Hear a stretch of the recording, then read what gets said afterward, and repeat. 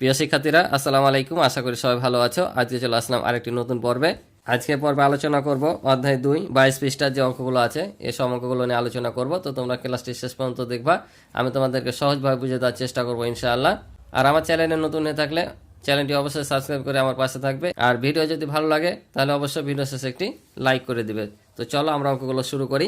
তো এখানে যা দেখতে পাচ্ছ অঙ্কগুলো, এখানে ওরা প্রথম অঙ্কটা করে দিয়েছে এবং দ্বিতীয় অঙ্কটা গাণিতিক বাক্য এবং তৃতীয় অঙ্কটা অর্থাৎ 7 আর 2টাই অঙ্ক তারা এখানে গাণিতিক বাক্যের মাধ্যমে করে দিয়েছে। তো এখানে যদি গাণিতিক বাক্যে করতে না বলে অর্থাৎ উল্লেখ না করে যে গাণিতিক বাক্যে করো, তাহলে তোমরা যে কোনোভাবে অঙ্কগুলো করতে পারবা। আর যদি উল্লেখ করে দেয় যে গাণিতিক বাক্যেই করতে হবে 21 পৃষ্ঠার অঙ্কের মতো, তাহলে তোমাকে গাণিতিক বাক্যের মাধ্যমে করতে হবে। এখানে যেহেতু তোমাকে বলেনি যে গাণিতিক বাক্যের মাধ্যমে করো, তাই যে কোনোভাবে করা যাবে।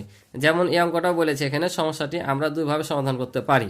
তো ওরা এখানে সমাধান করে দেখিয়েছে, আমি এভাবেও দেখাবো না।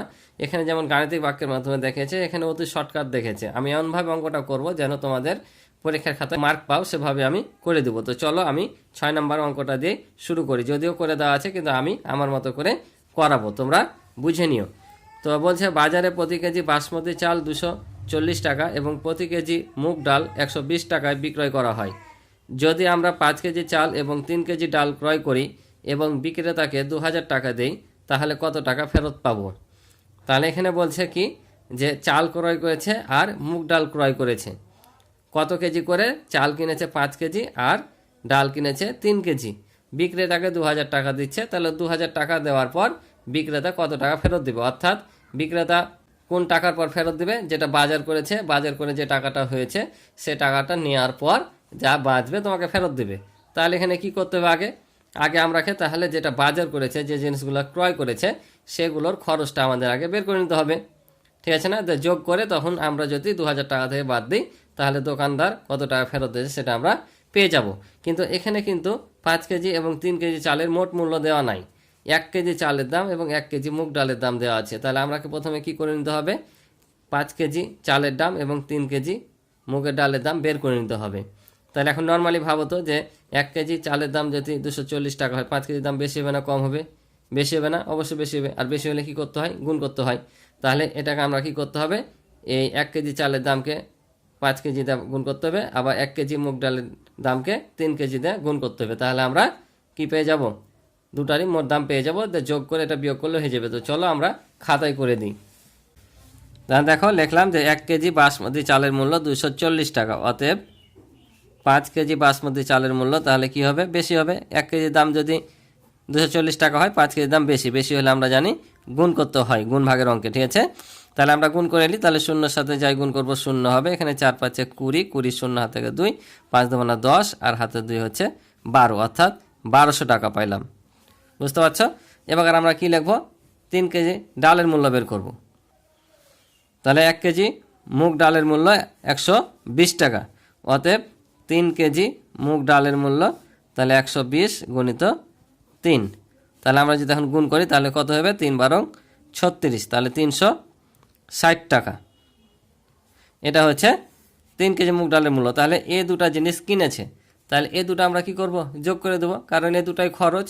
কারণ আমরা দোকানে যদি যাই তো দোকানে যে বাজারগুলো ক্রয় করি আগে কি করে? ওগুলো যোগ করে না? তারপর তুমি যে টাকা দিবা ফেরত পেলে তোমাকে ফেরত দিবে। তাহলে আমরা এই দুটো আগে যোগ করে নেব। তাহলে লিখব কি? মোট জিনিস ক্রয় করলো। তাহলে আমরা লিখে নিলাম যে মোট জিনিস ক্রয় করলো, তাহলে 1200 যোগ 360, যেহেতু এই দুটো জিনিস ক্রয় করেছে তাহলে যোগ করলে কত হবে? 1560 টাকা। তাহলে এই দুটো জিনিস ক্রয় করেছে। এখন দোকানদারকে দিয়েছে 2000 টাকা। তাহলে 2000 টাকার মধ্যে দোকানদার কোন টাকাটা রাখবে? যে টাকাটা বাজার করেছো অর্থাৎ জিনিস কিনেছো সে টাকাটা রেখে বাকি টাকা তোমাকে ফেরত দিবে। তাহলে আমরা এখন কি করবো? 2000 টাকাটা বিয়োগ করে দেবো। তাহলে কি লিখবো? তাহলে দেখো লিখলাম আমরা যে ফেরত পাবো 2000 বিয়োগ 1560, যেটা বাজার করেছে। তাহলে 2000 থেকে যদি এটা বাদ দিই তাহলে আমরা কত পাবো? 440 টাকা। এটাই হবে উত্তর। যদিও করে দেওয়া আছে অঙ্কটি, শুধু আমার মতো করে করলাম, অর্থাৎ অঙ্কটা যেন দেখতে ভালো লাগে এবং পরীক্ষায় তোমরা মার্ক পাও সেভাবেই করে দিলাম। ওখানে দুইটা নিয়ম, দুইটা শর্টকাট। গাণিতিক বাক্য মানে তো শর্টকাট, আর যেটা করে দেওয়া আছে অন্য নিয়মে ওটাও অনেক শর্টকাট দেওয়া আছে। তাই আমি এভাবে অঙ্কটা করলাম। এভাবে যে কোনো অঙ্কই তোমরা করতে পারবা, তোমাকে পরীক্ষায় ফুল মার্ক দিবে। বুঝতে পারছো? তো আশা করি বুঝেছো। তো চলো পরে অঙ্কটা আমরা দেখি। তো 7 নম্বরে বলছে দেখো, মাহবুব সাহেবের মাসিক বেতন 35,000 টাকা। প্রতি মাসে তিনি 18,000 টাকা বাসা ভাড়া বাবদ এবং 15,650 টাকা পরিবারের প্রয়োজন বাবদ খরচ করেন। অবশিষ্ট টাকা তিনি একটি ব্যাংকে জমা রাখেন। তিনি বছরে কত টাকা ব্যাংকে জমা রাখেন? এখানে গাণিতিক বাক্যের মাধ্যমে করা আছে, গাণিতিক বাক্যের মাধ্যমে করার দরকার নাই, আমি তোমাদেরকে অকিক নিয়মের মতো করে লিখিতভাবে করে দিচ্ছি, ঠিক আছে? তাহলে কি বলছে, তার মাসিক বেতন মানে এক মাসে সে বেতন পায় 35,000 টাকা।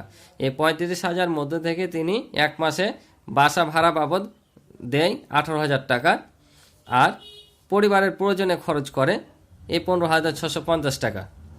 তার মানে এটা হচ্ছে তার ইনকাম, বেতন, আর এই দুটা টাকা তার কি হয়, এই দুইভাবে সে খরচ করে, ঠিক আছে? তাহলে 18,000 টাকা বাসা ভাড়ায় খরচ করে আর 15,650 টাকা প্রয়োজন বাবদ খরচ করেন। তাহলে এই দুটো খরচ হয়ে যাচ্ছে, তাই না? তাহলে এই দুটো খরচ পর অবশ্যই এখানে কিছু টাকা বাকি থাকবে, এই টাকাটাই সে সঞ্চয় করে। মনে করো তোমার কাছে 100 টাকা আছে, তোমাকে প্রতিদিন টিফিনে তোমার আম্মা 100 টাকা করে খেতে দেয়। তুমি টিফিন বাবদ খাও মনে করো যে 60 টাকা, আর বাসায় যাওয়া আসা করো রিক্সা ভাড়ায় 10-10-20 টাকা। তাহলে তুমি জমা করতে পারছো কয় টাকা করে? তাহলে তুমি 60 টাকা খাচ্ছ আর 20 টাকা যা আসে 80 টাকা খরচ হচ্ছে, তাহলে তোমার 20 টাকা করে আরও জমা থাকছে। এই যে এটাই হচ্ছে তোমার সঞ্চয়। এখন যদি আমি বলি প্রতিদিন তুমি জমা হচ্ছে তোমার 20 টাকা করে, তাহলে 10 দিনে কত টাকা হবে? তাহলে ওই 20 টাকাকে তুমি কী করবে, 10 দিয়ে গুণ করে দিবা, তাহলে কত হবে? 200 টাকা তোমার 10 দিনে জমা হবে। ঠিক এটাও সে মাসে 35,000 টাকা বেতন পাচ্ছে, 18,000 টাকা আর 15,650 টাকা তার বাসা ভাড়া এবং পরিবারের প্রয়োজন বাবদ খরচ করছে। তাহলে এই খরচ দুটা এটা থেকে বাদ দিলে যেটা অবশিষ্ট থাকবে সেটা হচ্ছে জমা। তো তার আগে আমরা এই দুটা কী করতে হবে, তাহলে যোগ করতে হবে। এই দুটা যোগ করার পর এটা থেকে বিয়োগ করে যেটা পাবো সেটা জমা। কয় মাসের জমা পাবো? 1 মাসের জমা। কিন্তু এখানে আবার বলেছে দেখো, তিনি বছরে কত টাকা ব্যাংকে জমা রাখেন। তাহলে 1 বছর সমান কত মাস? 12 মাস।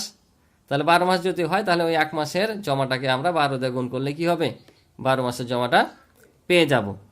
তো চলো আমরা লিখে লিখে অঙ্কটা মার্ক বেশি করে পাওয়ার মতো করে করি। তাহলে দেখো আমরা এখানে লিখে নিলাম যে বাসা ভাড়া বাবদ খরচ করেন 18,000 টাকা, পরিবারের প্রয়োজন বাবদ খরচ করেন 15,650 টাকা। এখন এই দুটো আমরা কি করব, যোগ করে দেবো, যেহেতু দুটাই খরচ। তাহলে যোগ করলে হবে 0, 0 সাথে 5 যোগ করলে 5, আবার এই 6 নেমে যাবে, এখানে 8 5 13 3, হাতে থাকে 1, 1 আর রেখে 2 আর হাতে রেখে 3। তাহলে তিনি মোট কত টাকা খরচ করেন? 33,650 টাকা। আর প্রতি মাসে বেতন পান কত টাকা? 35,000 টাকা। এখন 35,000 টাকা থেকে যদি এটা আমরা বাদ দিই তাহলে কি পাবো? প্রতি মাসের জমাটা পেয়ে যাব। তাহলে দেখো এখানে আমরা একটা জিনিস লিখে নিলাম যে আমরা জানি 1 বছর সমান 12 মাস। কেন লিখলাম? কারণ আমাদের 1 বছরের সঞ্চয়টা চেয়েছে, অর্থাৎ জমাটা চেয়েছে, তাই আমরা 1 বছর সমান 12 মাস লিখে নিলাম। এখন কি করব, তার মাসিক আয় থেকে মাসিক খরচটা বাদ দেবো। তাহলে তিনি প্রতি মাসে, অর্থাৎ 1 মাসে, প্রতি মানে কি 1, তাহলে তিনি 1 মাসে বেতন পান 35,000 টাকা, আর তিনি 1 মাসে মোট খরচ করেন 33,650 টাকা। তাহলে এটা আমরা এখন কি করব, বিয়োগ করে দেবো। তাহলে তার জমাটা পেয়ে যাবো আমরা। তাহলে 0 থেকে 0 বাদ দিলে 0, এই 0 থেকে 5 বাদ দেওয়া যায় না, এখান থেকে 1 10 ধরে নিলাম, 10 থেকে 5 বাদ দিলে হয় 5, এখানে 1 দিয়ে দিলাম তাহলে হলো 7, 0 থেকে 7 বাদ দিয়ে যায় না, 1 10 ধরে নিলাম, 10 থেকে 7 বাদ দিলে হয় 3, এখানে পরিশোধ করলাম 4, 5 থেকে 4 বাদ দিলে 1, 3 থেকে 3 বাদ দিলে 0, বসার দরকার নাই। তাহলে এত টাকা, এটা কি পেলাম? তাহলে কয় মাসের জমা এটা? 1 মাসের জমা, কারণ তার মাসিক আয় থেকে যাবতীয় খরচ বাদ দেওয়ার পর যেটা থাকবে সেটা তো জমা, নাকি? যেমন যে তোমার টিফিনের কথা বললাম, যে তোমার টিফিন খরচ এবং রাস্তা খরচ বাদ দিয়ে যেটা থাকবে সেটা জমা, সেরকম এখান থেকে ওর বেতন থেকে খরচটা বাদ দিলে এটা হচ্ছে জমা। তো কত মাসের জমা? 1 মাসে। তাহলে লিখবো তিনি 1 মাসে ব্যাংকে জমা করেন, জমা রাখেন। তাহলে তিনি 1 মাসে ব্যাংকে জমা রাখেন 1350 টাকা। তাহলে এখানে আমরা লিখে দেবো অতএব তিনি 12 মাসে ব্যাংকে জমা রাখেন।